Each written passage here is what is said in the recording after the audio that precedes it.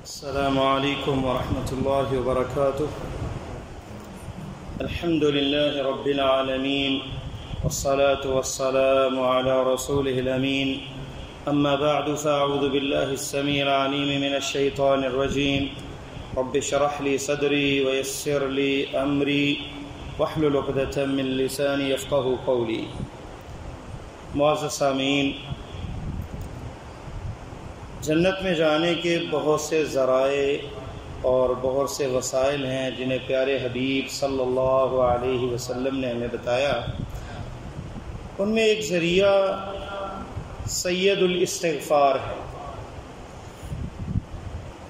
سید الاستغفار سے مراد اللہ تعالیٰ سے معافی مانگنا، وہ ایک خاص صیغہ ہے. ویسے تو بہت سی چیزیں ہیں، بندہ ہر زبان میں، اردو میں، پنجابی میں اللہ سے معافی مانگ سکتا ہے، لیکن یہ عربی زبان میں خاص ایک انداز ہے اللہ سے معافی مانگنے کا، جس کو سید الاستغفار کہا جاتا ہے، سردار معافی کا. اس کے بارے میں صحیح بخاری میں حدیث آتی ہے کہ جو صبح یہ پڑھ لے دعا اور شام تک اسے موت آ جائے، کان من اہل الجنہ، وہ جنتی ہے. اور جو شام کو پڑھ لے اور صبح ہونے سے پہلے موت آ جائے تو وہ یہ پڑھا ہے اس نے، تو وہ من اہل الجنہ، وہ جنتیوں میں سے ہوگا. اب باتیں ہیں دعا کے اور وہ استغفار کے صیغے پہ کہ کیا اس کا مفہوم اور معنی ہے. اللہم انت ربی، اے اللہ تو میرا رب ہے، اے میرے اللہ تو میرا رب ہے. اللہم انت ربی لا الہ الا انت خلقتنی، تیرے علاوہ کوئی معبود برحق نہیں، تو نے مجھے پیدا کیا. وانی علی عہدک ووعدک، اور میں تیرے عہد پر ہوں، تیرے وعدے پر ہوں، مستطاعت، جتنی میری طاقت ہے. ابوء لک بنعمتک علی، میں اعتراف کرتا ہوں تیری نعمتوں کا جو تو نے مجھے عطا کی، جن سے نوازا.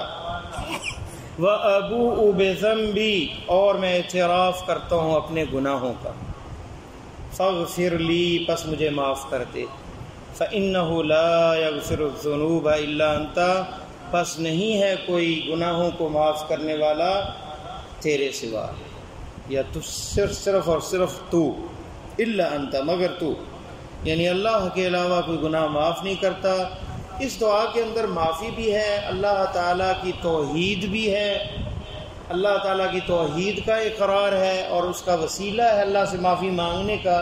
لا الہ الا اللہ، لا الہ الا انت، یہ کلمہ توحید ہے، اس کا وسیلہ ہے اللہ لا الہ الا اللہ کا، اور اس کو مقدم کیا ہے اپنے معافی سے پہلے. اپنے گناہوں کا اعتراف کیا ہے بندے نے، اور اس کے ساتھ جو ہے اللہ کی نعمتوں کا اقرار کیا ہے. انسان جتنی بھی کوشش کر لے وہ انسان ہے، فرشتہ نہیں ہے، غلطیاں اس سے ہوتی ہیں. انبیاء معصوم اس لیے ہیں کہ اللہ کی طرف سے تائید اور اصلاح ہوتی ہے، انہیں تنبیہ ہو جاتی وحی کے ذریعے. ہم عام انسان، صحابہ کرام سے لے کر تمام لوگوں سے غلطیاں ہوتی ہیں، اور اسی لیے یہ توبہ مشروع ہے، استغفار مشروع ہے. نبی علیہ السلام خود ایک مجلس میں 70 دفعہ زیادہ استغفر اللہ واتوب الیہ پڑھتے. اے اللہ میں تجھ سے معافی مانگتا ہوں، توبہ کرتا ہوں. بعض روایات میں ہے کہ 100 دفعہ کہتے. تو میں اور آپ ہمیں کتنی دفعہ کہنا چاہیے؟ اگر نبی علیہ السلام کی یہ سیرت عطرہ اور آپ کا منہج اور آپ کا سلوک اور طریقہ رب کے ساتھ یہ ہے کہ 100 دفعہ سے زیادہ رب سے معافی مانگتے ہیں، تو ہمیں کتنی دفعہ مانگنی چاہیے؟ قدم قدم پہ غلطیاں ہوتی ہیں. اللہ تعالیٰ پھر گناہوں کو معاف بھی کر دیتے ہیں. اللہ تعالیٰ کی رحمت بڑی وسیع ہے. اندازہ کریں کہ فرعون جس نے کہا تھا کہ انا ربکم الاعلی، موسیٰ علیہ السلام کی رسالت کا انکار کرنے والا، رب کی ربوبیت کا انکار کرنے والا، وہ جب غرق ہو رہا تھا اور جب موت اس نے سامنے دیکھی تو کہا کہ میں ایمان لاتا ہوں جس پر بنو اسرائیل ایمان لے کے آئی. اور یہ کلمات اس کے تھے کہ جبریل امین نے مٹی کا ایک اٹھایا، گار اٹھایا اور اس کے منہ میں دے مارا کہ اللہ تعالیٰ کو کبھی اس پہ رحم نہ آ جائے اور اسے معاف نہ کر دے اس ظالم کو. یعنی اللہ تعالیٰ اتنے غفور اور رحیم ہے کہ ڈر پیدا ہوا اور خیال پیدا ہوا جبریل امین کے ذہن میں، یہ آئی بات کہ اللہ شاید اسے معاف کر دے، اور اس کے منہ میں وہ مٹی ڈال دی. حالانکہ مرتے وقت جو ہے جب انسان موت کو سامنے دیکھ لیتا ہے توبہ قبول نہیں ہوتی، دروازہ بند ہو جاتا ہے توبہ کا. ما لم یغرغر، توبہ کا دروازہ مفتوح ہے، کھلا ہے جب تک بندہ اسے موت کی ہچکی نہیں آ جاتی، اس سے پہلے پہلے توبہ کر سکتا ہے. پھر گناہ جو ہیں ان میں اقسام ہیں. حقوق اللہ جو ہیں وہ تو اللہ معاف کر دیتے ہیں، وہ تو اللہ تعالیٰ چاہیں. ایک بندہ سفر میں تھا، اس نے دیکھا ایک کانٹے دار جو ہے وہ شاخ پڑی ہے لوگوں کے رستے میں، اسے ہٹا دیا کہ لوگوں کو تکلیف ہوگی. فشکر اللہ لہ، اللہ نے اس کے کام کی قدر کی. فغفر لہ، اسے معاف کر دیا. اللہ تعالیٰ تو بہانے ڈھونڈتے ہیں معافی کے، لیکن حقوق اللہ جو ہیں اس کے ساتھ حقوق العباد بھی ہیں. بندوں کے حقوق، بندے کے حقوق جب تک وہ معاف نہیں کریں گے اس وقت تک معافی نہیں ہوگی.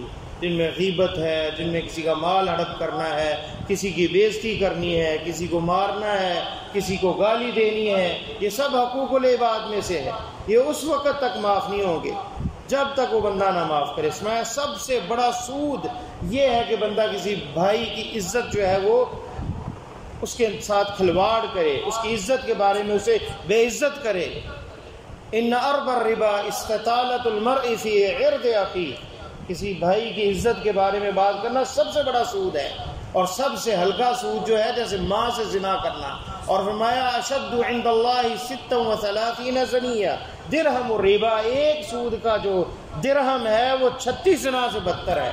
اور سب سے بڑا سود یہ ہے کسی مسلمان کی بے عزتی کرنا، چاہے کہ اگر وہ دیندار ہو، قاری ہو. آج تو یہ تماشا بن چکا ہے کہ جہاں 4 بندے بیٹھتے ہیں مولویوں کے خلاف بدخوئیاں شروع کر دیتے ہیں.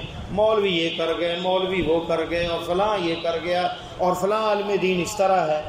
اس سے بڑا جاہل بندہ کوئی نہیں، کیونکہ اس کے گناہ تباہ ہو جائیں گے. اور امام احمد رحمہ اللہ کہا کرتے تھے لحم العلماء مسموما، علماء کا جو گوشت ہے غیبت کرنے والے وہ زہریلا ہے، وہ کھانے والے مر جاتے ہیں.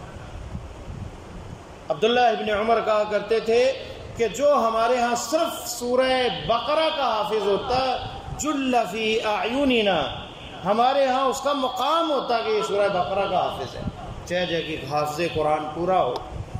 کیا وہ انسان نہیں؟ اس سے غلطی نہیں ہوتی، وہ بھی عام انسان ہے. کسی نے داڑھی رکھ لی، اگر غلطی کر لی تو کیا وہ غلطی اس سے ایکسیپٹ نہیں کی جائے گی؟ کیا وہ فرشتہ ہے؟ کبھی غلطی نہیں کرے گا.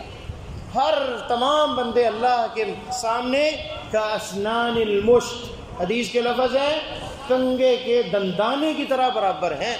کوئی بھی گناہ کرتا ہے اللہ سے معافی مانگتا ہے، اللہ معاف کر دیتے ہیں. تیسری ایک گناہ کی قسم جو ہے وہ ہے مجاہرہ، اعلان گناہ کرنا. فرمایا کل امتی معافی الا المجاہرون، حدیث کے لفظ ہیں اللہ ساری امت کو معاف کر دیں گے مگر گناہ کے ساتھ اظہار کرنا، اظہار کرنا، لوگوں کے سامنے گناہ کا ارتکاب کرنا، ایسے لوگوں کو اللہ معاف نہیں کریں گے. ان میں سگریٹ بھی ہے، گانا بھی ہے، اور یہ ٹک ٹاک سیر فہرست ہے جو پوری دنیا کو دکھایا جاتا ہے، جس میں ناچا جاتا ہے، جس میں حرکتیں کی جاتی ہیں واہیات، اور پتہ نہیں کیا کچھ کیا جاتا ہے. یہ مجاہرون ہیں، یہ اللہ تعالیٰ کی معصیت کا اعلان کرتے ہیں، صرف اپنے معاشرے تک نہیں بلکہ پوری دنیا تک. جو بھی اس گناہ کو دیکھے گا اس کی وزر اس بندے کے اوپر ہے. کتنا بڑا گناہ ہے. اگر وہ نیکی کا کام کرے گا، کوئی حدیث سنا دے گا، کوئی اصلاحی بات کرے گا، کتنا اجر ملے گا، جتنے لوگوں تک وہ بات جائے گی. اور اس کے مد مقابل وہ ناچ گانا یا کوئی ایسی حرکت کرے گا واہیات، تو جتنے دنیا میں لوگ دیکھنے والے ہیں ان کی وزر جو ہے، اور اس گناہ کی طرف بلانے کی وجہ سے، اس گناہ میں مبتلا ہونے کی وجہ سے تمام لوگوں کی وزر بھی اس کے سر پہ ہوگی. تو یہ ہمیں سوچنا چاہیے کہ ہم سے اگر گناہ ہو تو معافی مانگے، کسی سے زیادتی ہو تو اس سے معافی مانگے، اگر اللہ کے حق میں ہو تو اللہ سے معافی مانگے، اور اگر اظہار ہو ظاہری طور پہ ہو تو اس کا اعلان بھی، توبہ بھی ظاہری طور پہ کی جائے کہ میں اس سے توبہ کرتا ہوں، میں ٹک ٹاک بناتا تھا، اب میری توبہ، میں جان گیا ہوں کہ اس میں کتنا گناہ اور کتنے لوگوں نے توبہ کی اور اللہ تعالیٰ توبہ کو قبول کرنے والے ہیں۔ تو دیکھیں اس حدیث میں کتنا عظیم نبی علیہ السلام نے بتایا ہے کہ جو صبح یہ دعا پڑھتا ہے جس میں اعتراف ہے اللہ کی نعمتوں کا، اللہ کی توحید کا ذکر ہے اور اپنے گناہوں کا اعتراف ہے، اور یہ اعتراف ہے کہ اللہ تیرے علاوہ کوئی معاف کرنے والا نہیں، اور پھر آخر میں کیا ہے کہ اللہ تعالیٰ اس کو جنت عطا کر دیں گے، وہ جنتی ہے، یہ نہیں کہ صرف بتایا کہ جہنم سے بچائیں گے، جنت عطا کر دیں گے۔ تو کتنا بڑا اجر ہے، ان دعاؤں کو یاد کیا جائے، خود یاد کیا جائے، بچوں کو یاد کروایا جائے، صبح و شام کی جو اذکار ہیں ان میں اس دعا کو شامل کیا جائے کہ ہم صبح بھی پڑھیں اور شام بھی پڑھیں۔ اللہ سے دعا ہے کہ اللہ ہمیں اس پر عمل کرنے کی توفیق عطا فرمائے اور خاتمہ ایمان پہ فرمائے۔ سبحانک اللہم و بحمدک، اشہد ان لا الہ الا انت، استغفرک و اتوب الیک۔